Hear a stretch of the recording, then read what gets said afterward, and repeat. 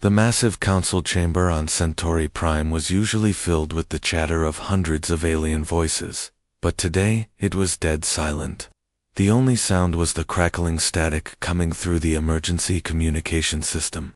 Ambassador Veltar, a tall blue-skinned alien with 3 large yellow eyes, stood frozen at his station. His hand shook as he read the incoming data on his screen.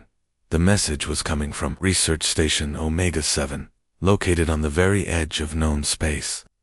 Scientists there had been studying some kind of ancient artifact they'd found buried on a dead planet. It was supposed to be just another archaeological dig, nothing dangerous. But the numbers flowing across Veltar's screen told a very different story. Council members, Veltar's voice cracked as he spoke into the chamber's sound system. Every alien in the room turned to look at him. This isn't just a regular distress call from the research station.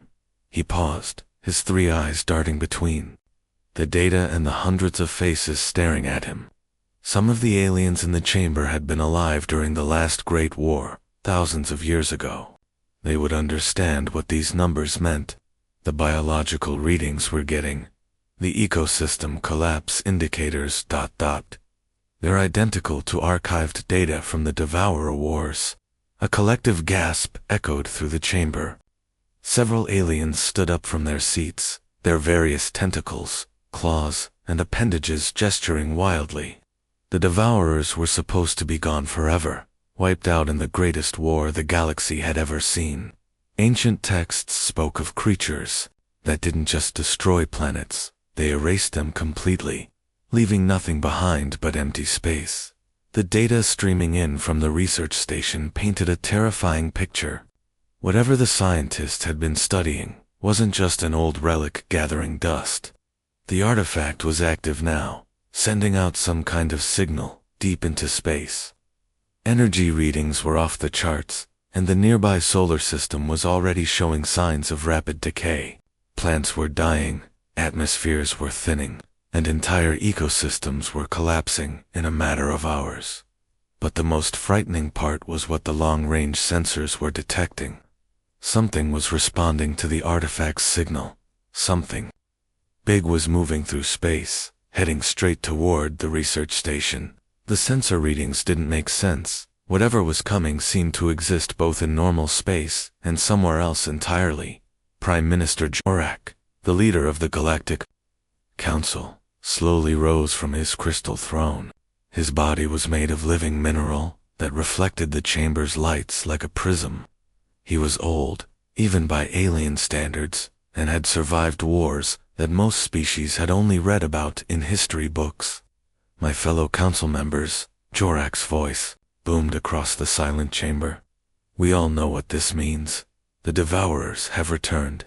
The chamber exploded into chaos. Aliens were shouting in dozens of different languages, their voices mixing into an incomprehensible roar. Some were demanding immediate military action. Others wanted to evacuate the entire sector.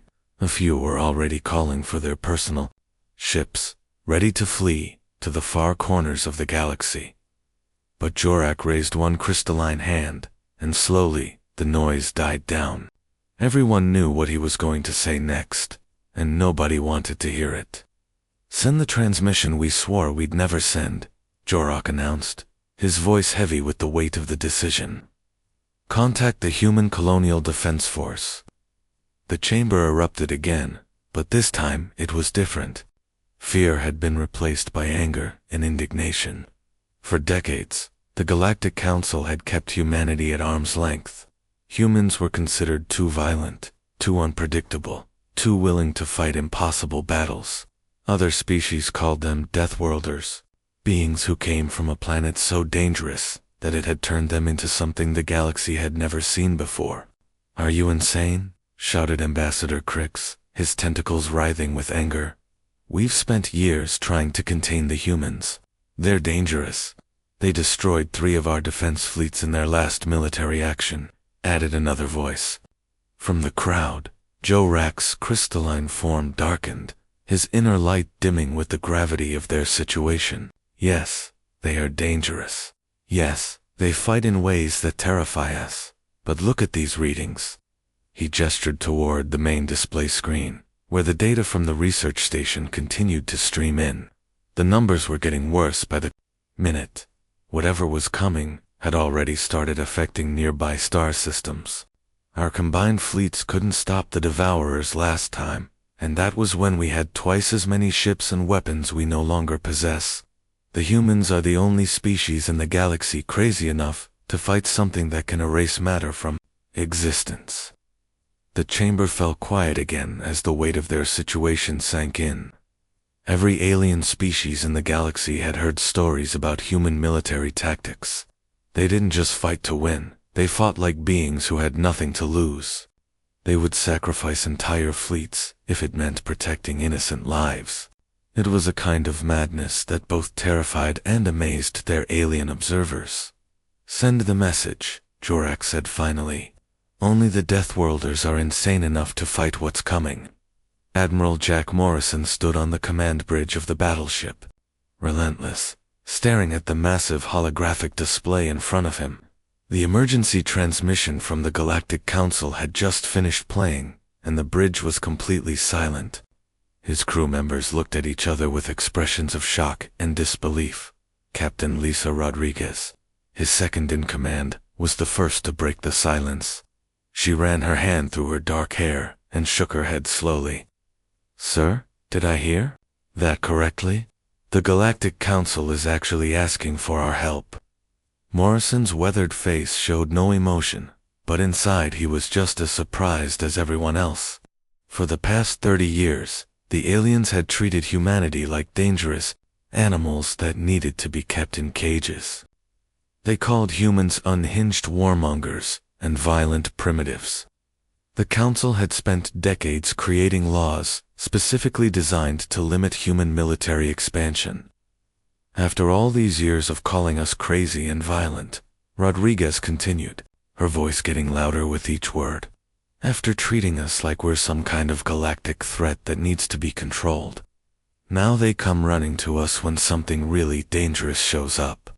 The other bridge officers nodded in agreement. Lieutenant Commander Jake Thompson, the ship's tactical officer, pulled up the historical records on his console. "Admiral, the last time we had any major military action, half the galaxy accused us of using excessive force. Remember the Kaleri incident?" Morrison remembered it well. 3 alien worlds had been taken over by space pirates who were enslaving the local populations. The Galactic Council had spent months debating what to do, holding committee meetings and forming subcommittees to study the problem. Meanwhile, millions of innocent aliens were suffering under brutal conditions. The human fleet had acted without waiting for official approval. They had destroyed the pirate fleets in less than a week and freed all the enslaved populations. But the way they had done it terrified the other alien species. Human ships had rammed enemy vessels at full speed. Human soldiers had fought boarding actions in the vacuum of space without proper protective equipment. They had used tactics that other species considered suicidal. The 3 liberated worlds were grateful, but the rest of the galaxy was horrified. The Galactic Council had spent years afterward, creating new regulations to prevent humans from taking such reckless military actions again.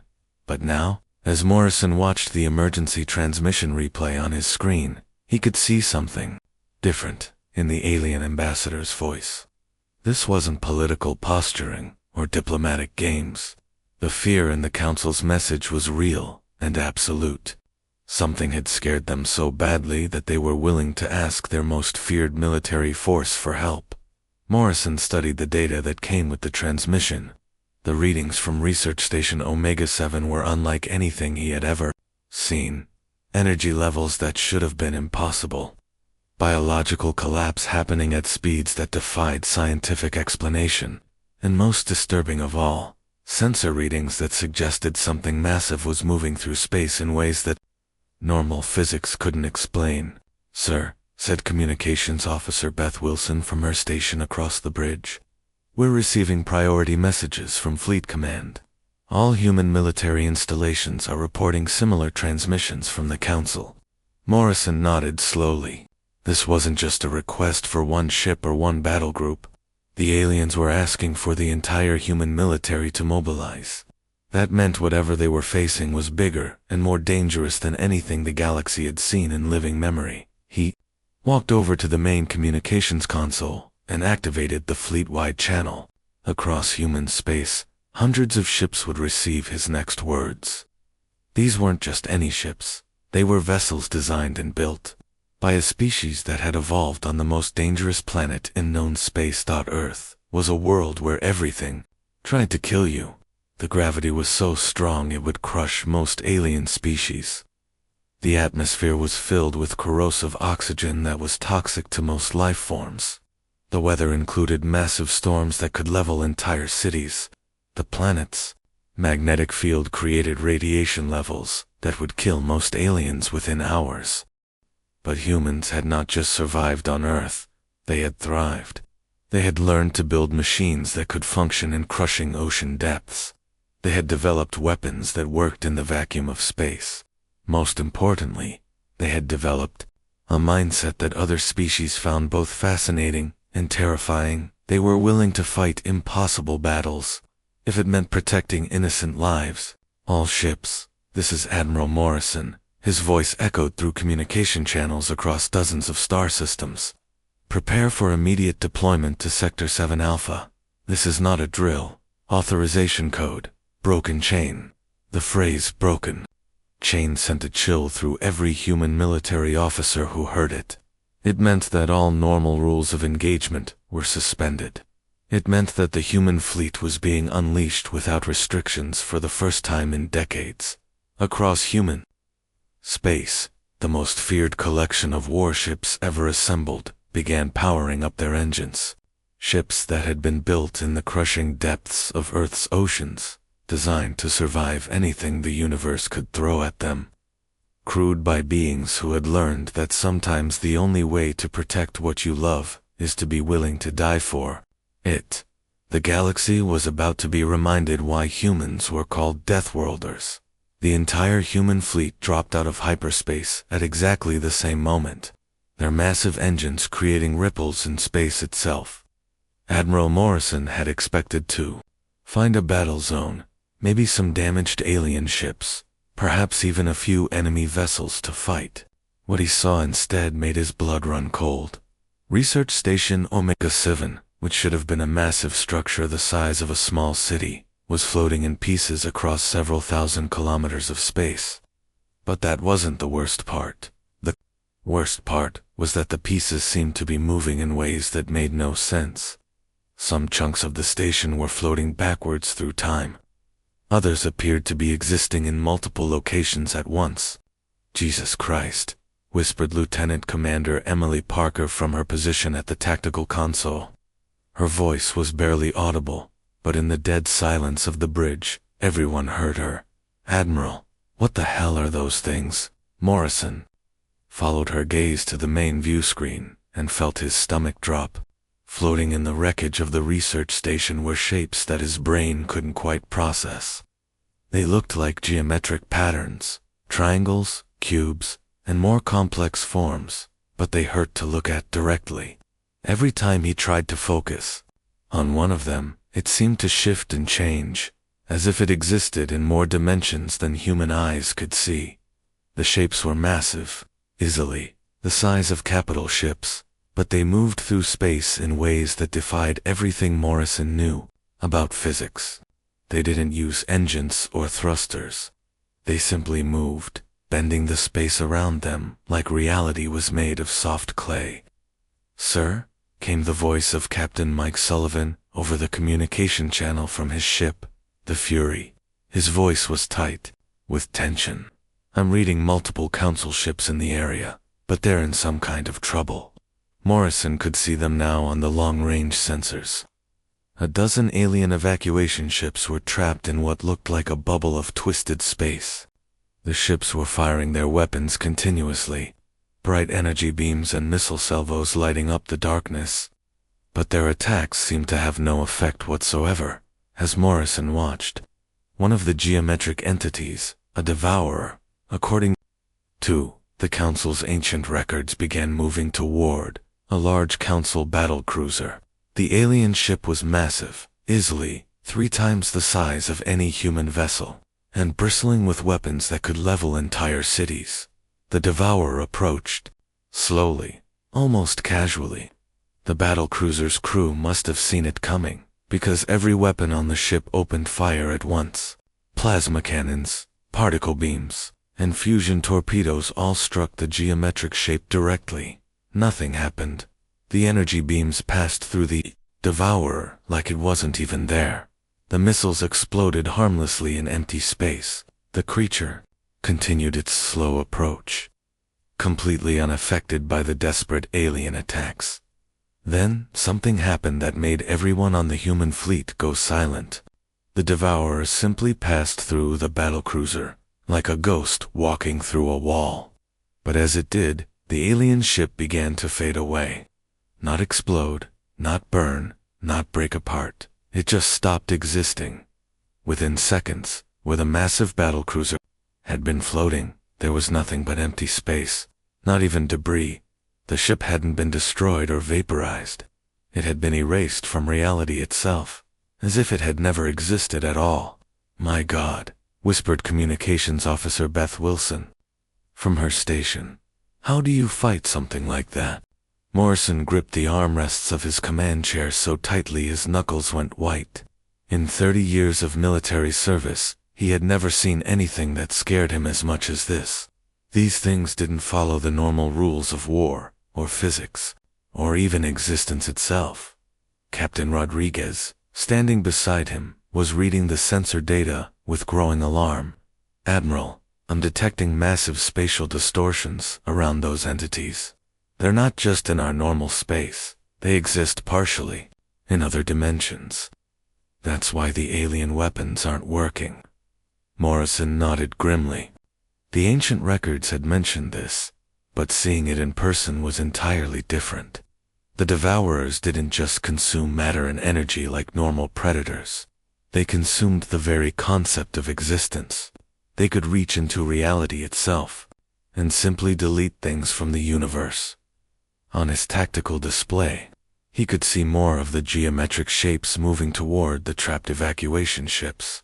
Millions of innocent alien civilians were trapped in those vessels, unable to escape because of the spatial distortions surrounding them.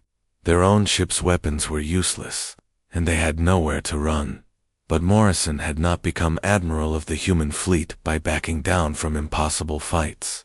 Humans had earned their reputation as Deathworlders, not because they were the strongest or the most advanced, but because they were willing to stand and fight, even when victory seemed impossible. He activated the fleet-wide communication channel, his voice carrying to every human ship in the battle zone. "All ships, this is Admiral Morrison. Battle stations, prepare for combat against hostile entities." He paused for a moment, looking around at his bridge crew. These people had followed him through a dozen impossible battles. They had faced alien armadas, space pirates, and cosmic disasters. But this was different. This time, they were facing enemies that could erase them from existence with a thought. "I know these things look scary," Morrison continued, his voice steady despite the fear in his heart. "I know they seem impossible to fight, but there are innocent people trapped out there, and that's not acceptable." He stood up from his command chair and walked to the view screen, staring directly at the nearest devourer. "Time to show these things what happens when you threaten innocent lives in front of humans." The moment Admiral Morrison gave the order to attack, the human fleet moved in ways that made the trapped alien observers question everything they thought they knew about space combat. While the Council ships had been firing energy weapons from safe distances, the humans did something that seemed completely insane. They charged straight at the Devourers. At maximum speed, Captain Rodriguez was the first to make contact. Her ship, the Phoenix, had been built in the deepest ocean trenches on Earth, designed to withstand pressures that would crush normal vessels like tin cans. As she approached the nearest geometric entity at nearly the speed of light, her crew braced for what everyone assumed would be certain death. The Devourer attempted to phase through her ship, the same way it had erased the alien battlecruiser. But something unexpected happened. Instead of passing harmlessly through the human vessel, the creature's geometric form began to distort and crack. The Phoenix's reinforced hull, designed to survive the crushing weight of Earth's deepest oceans, somehow resisted the reality-warping attack. Impact successful. Rodriguez's voice crackled through the communication channels, filled with shock and excitement. These things can be hurt. The hull took damage, but we're still here. Across the battlefield, other human captains began to realize what this meant. The Devourer's ability to erase matter from existence wasn't absolute.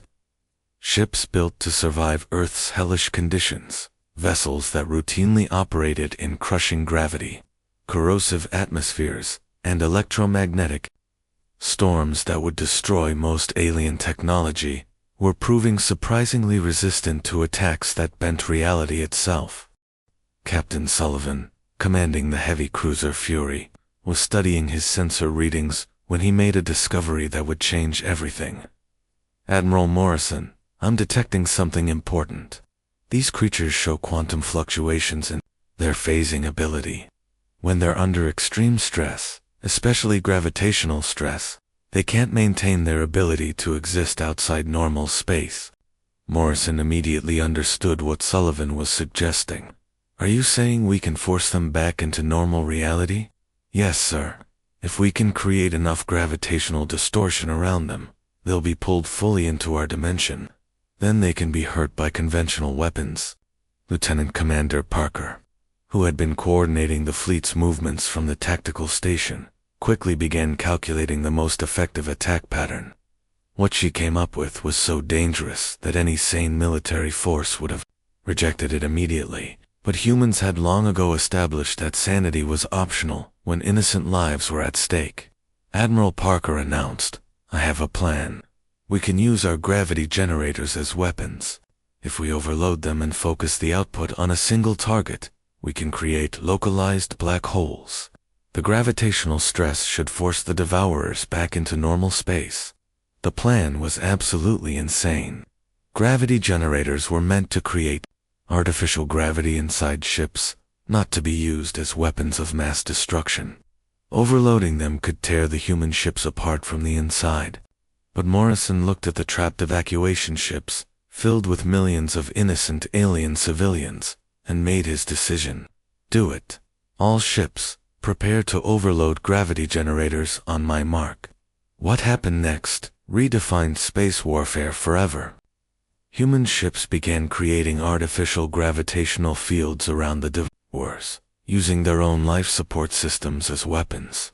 The geometric entities, which had seemed invincible moments before, began to writhe and distort as they were pulled back into normal reality. One by one, the creatures lost their ability to phase between dimensions. As they became fully solid, human weapons finally began to have an effect. Energy beams that had passed harmlessly through them before now burned into their crystalline surfaces. Missiles that had exploded uselessly in empty space now tore chunks from their geometric forms. Only humans would think to turn physics itself into ammunition.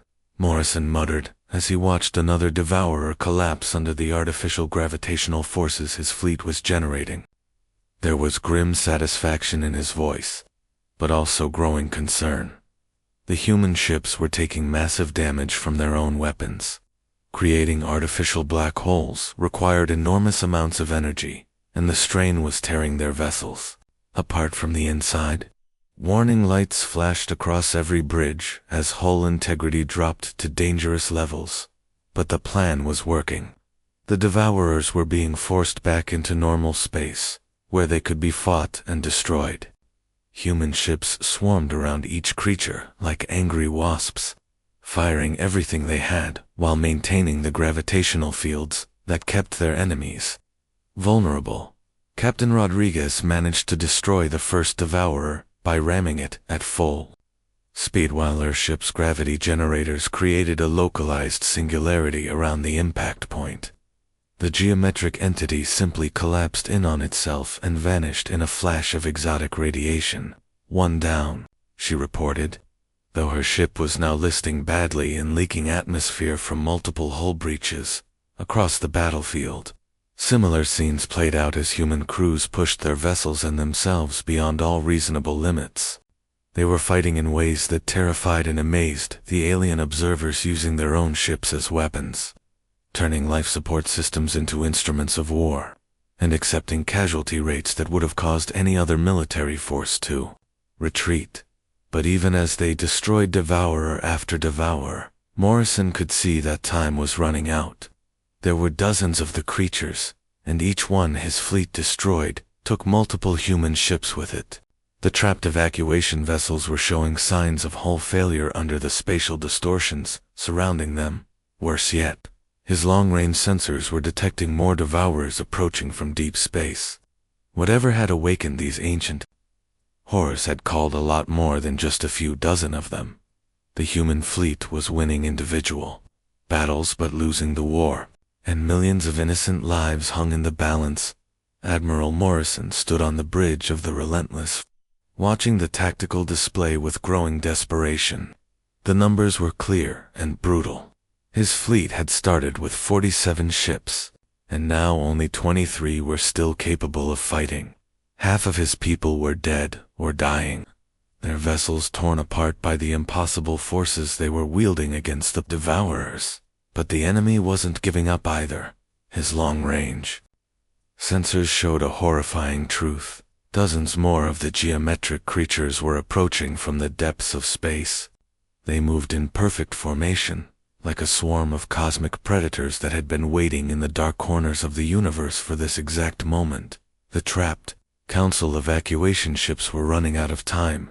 Their hulls were buckling under the spatial distortions that surrounded them, and millions of innocent alien families were trapped inside, watching helplessly as their ships slowly tore themselves apart.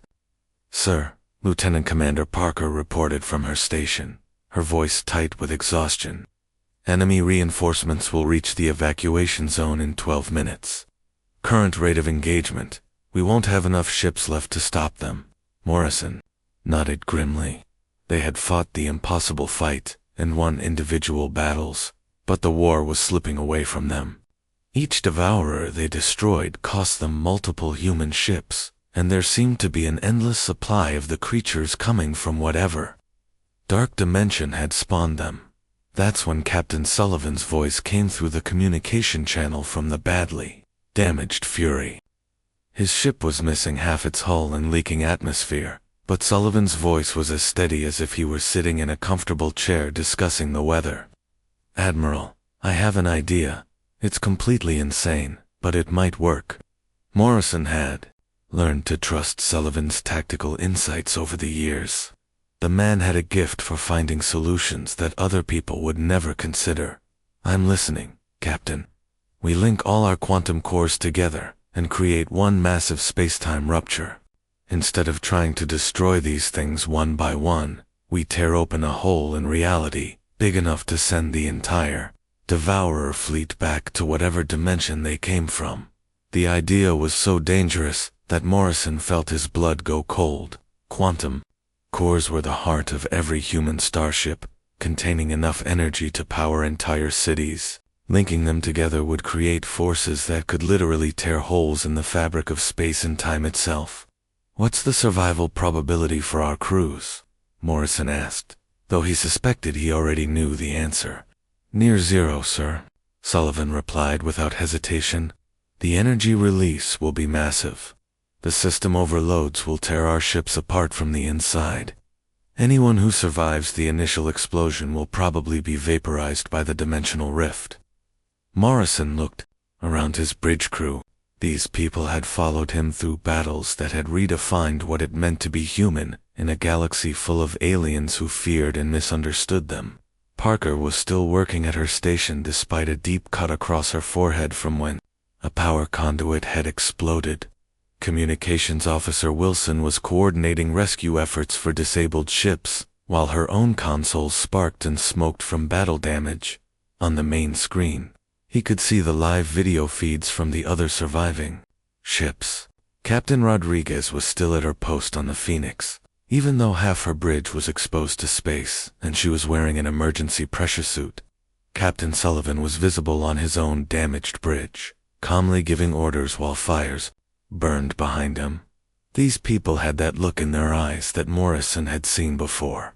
It was the same expression their ancestors had worn when they faced impossible odds on Earth, the same look that had been in human eyes when they charged across battlefields against overwhelming enemies, or when they explored dangerous oceans, or when they launched themselves into space on rockets that had a 50% chance of exploding.